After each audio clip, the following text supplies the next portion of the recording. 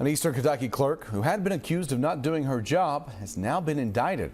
That indictment of Owsley County Clerk Shanna Oliver comes after an investigation by the State Attorney General's office. We've been reporting on this. We first told you last month about problems in the county clerk's office. The indictment deals with tampering with public records and official misconduct. WKYT's Phil Pendleton has been following this story for us. He's in Frankfort looking into the allegations.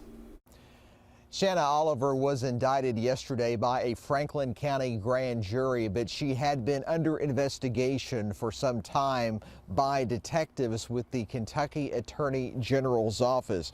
She is facing a number of different allegations, but primarily in this indictment, the charges include not delivering public records and also not sending paperwork regarding the purchase of a trailer.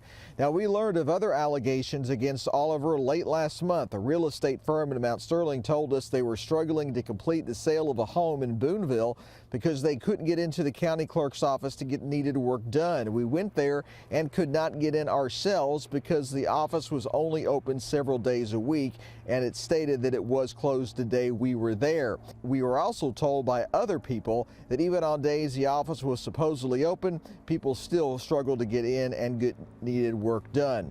Now, Oliver has been the subject of controversy in the past. We learned in 2016 that then Auditor Mike Harmon basically accused her of not doing her job and not doing it properly.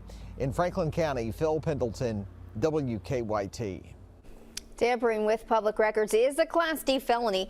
Official misconduct second degree is a Class B misdemeanor.